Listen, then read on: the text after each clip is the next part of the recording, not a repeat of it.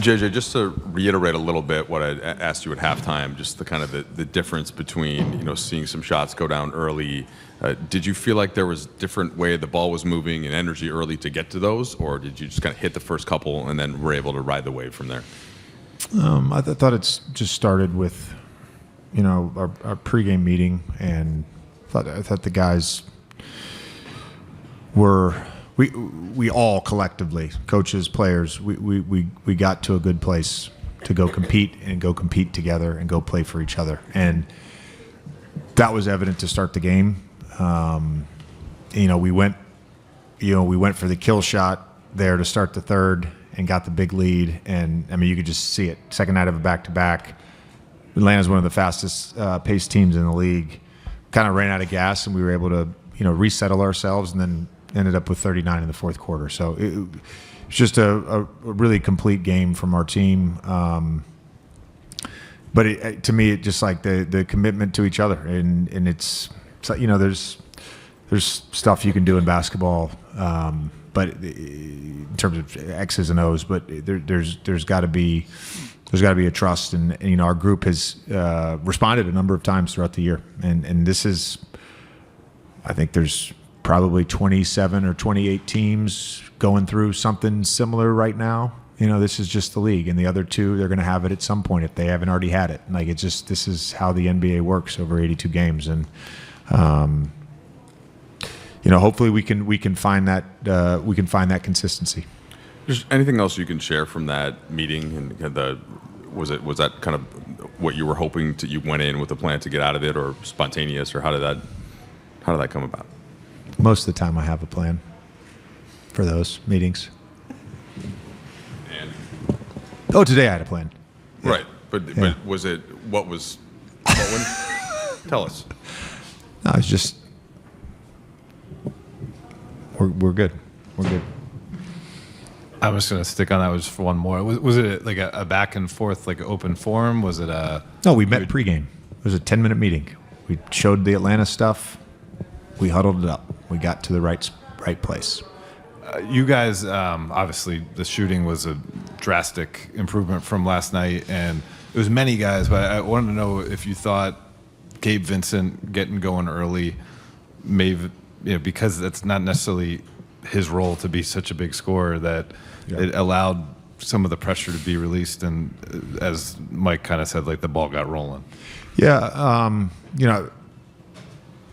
Gabe made some shots yesterday in the second half. And last year it felt like, he got into a really good rhythm from December 1st on, and had some, really good 5 to 7 game stretches where he's shooting, 45%.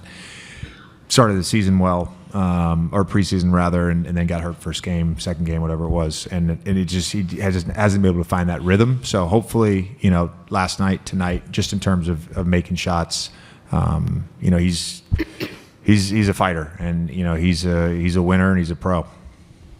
LeBron's first back-to-back of the season, arguably one of his best games of the season. What went into deciding that he was going to play in this back-to-back, and how impressive is it that he's able to do this at age 41?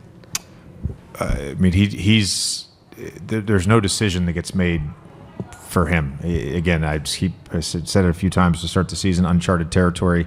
He got hit in the quad in the fourth quarter. He's already in the ice bath. He's going to do everything he possibly can to play in his 23rd year. Like, it's remarkable. His competitive stamina is off the charts. And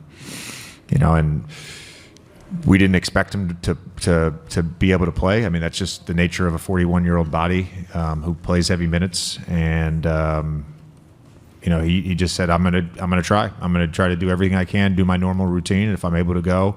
And same thing with Luka. So both those guys, I thought just completely led the group tonight, and it was evident.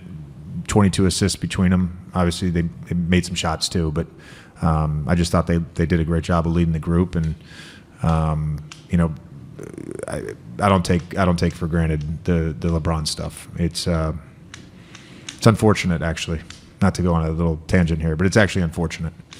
how much this guy puts into it and how much he cares, and the way certain people talk about him. It's crazy. Come be around him every day and see how much this guy cares. It's off the charts. Why do you say it's unfortunate? Because that's the nature of envy. It's the nature of envy. And, You're not going to get it. You're not going to get a click. You're not going to get a response by saying something nice about somebody, by acknowledging someone's greatness, by acknowledging how much they care and how much they work and how much they've accomplished and continue to accomplish and continue to go after something. I mean, you got to say something bad about them.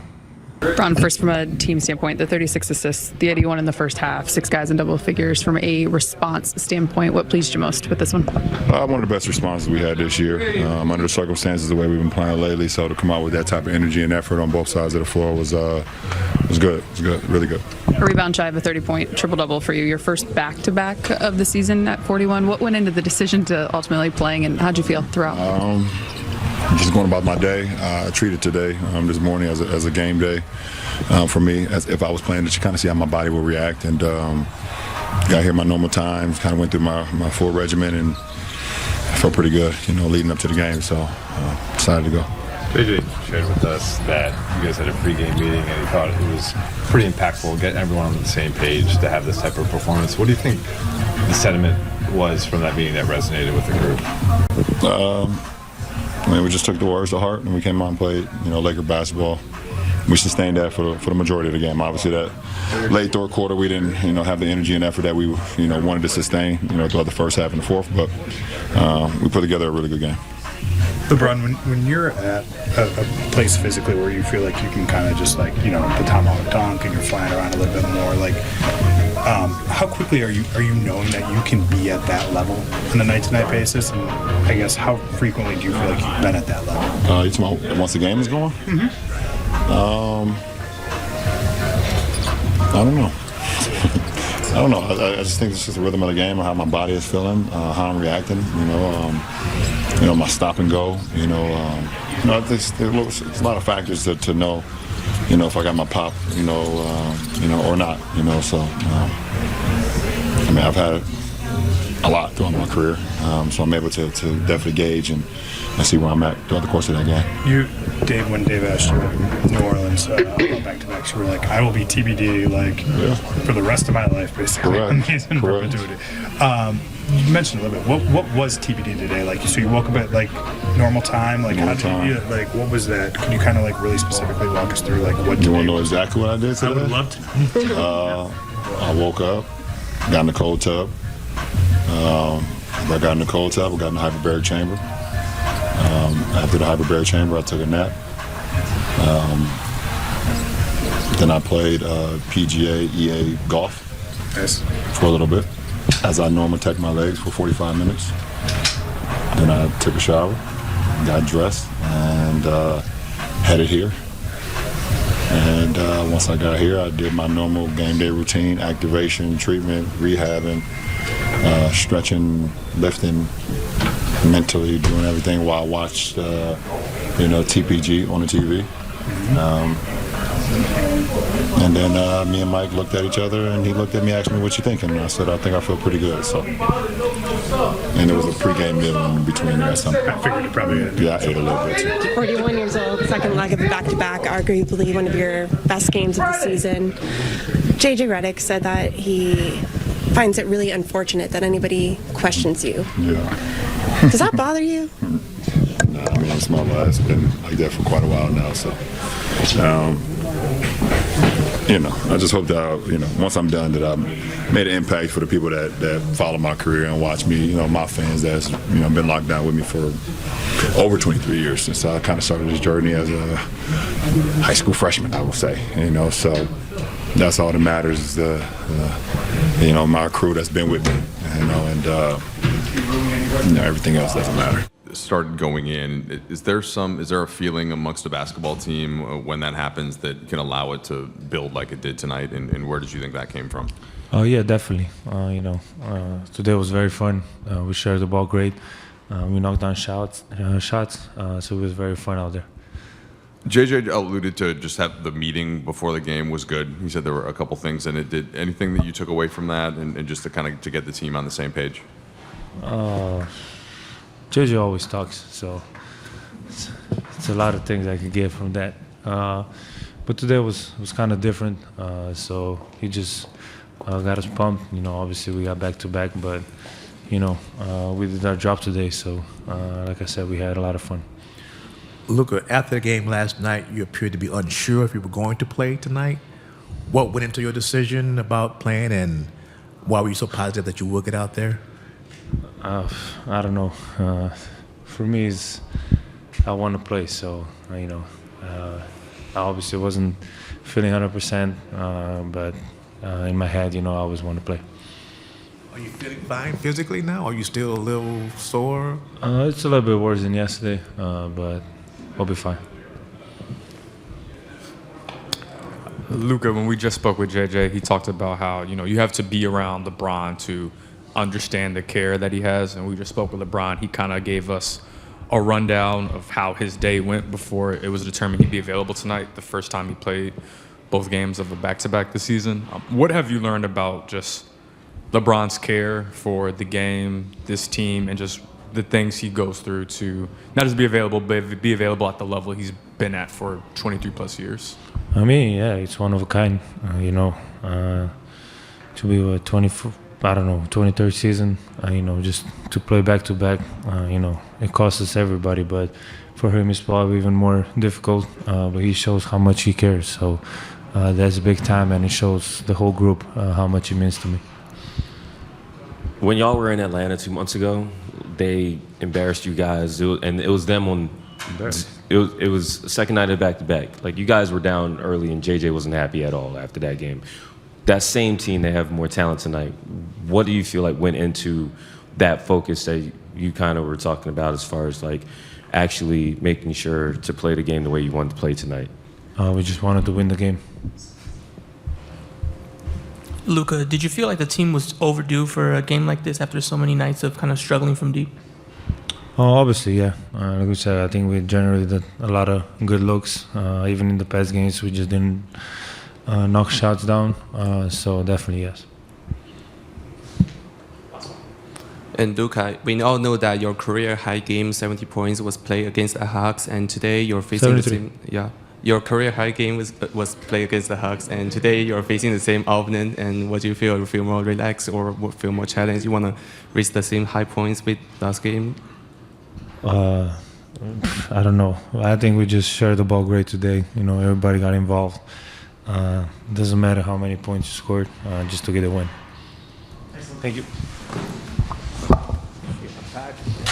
Hi. DeAndre, just starting from an overall win standpoint, how would you describe just how fun this one was? It was a good win. Felt like we stuck to togetherness and really locked in on the defensive end to get our offensive going. What is 18 rebounds a result of in terms of what's that require from you? It's early physicality, being on the board early. We were talking with JJ about this, and he spoke about how to appreciate LeBron, just being around him, the importance of that. What have you learned about his care factor for the game, just being around him every day for the past several months? I mean, everything's black and white for LeBron. He's seen it so many times, and the way how he has so much patience and poise with this team, knowing how young we are. There's terminology and wisdom. When he do speak to us, everybody just really quiet down and listen, and you really get the problem solved right then and there. Sometimes he let us figure it out ourselves, and then sometimes he pitch in like big bro. When Jackson's out, do you feel the need to do more because you don't have him as the backup center per se? It's unfortunate having Jackson going because he's really our momentum energy guy. I realized you didn't see no dunks like that really from the center position. So, Jackson is the main dude when it comes to that momentum and getting the crowd involved. So, me walking into games, no, not really, just same mindset, protecting the rim and cleaning up the glass. Jake, how would you best describe this response, second night of a back-to-back for you guys? Exactly what we needed to do. Obviously, very rough shooting performance down there in SAC. So to be able to bounce back like this in a back-to-back night and just come out here and just have a fantastic offensive game for literally everyone who played, it was really big time. How different was just the overall energy with the ball tonight? I thought we did a very good job at just playing team basketball. I thought we moved the ball really well. They put us in rotation, or we were putting them in rotations just with our swings and with our, the unselfishness that we were playing with out there. And like I said, everyone was eating tonight, so it was really good to see. JJ mentioned a pregame meeting and how just kind of put you guys all on the same page. What do you think you took away from that, and how did it kind of set the tone for? So the pregame meeting? Yeah.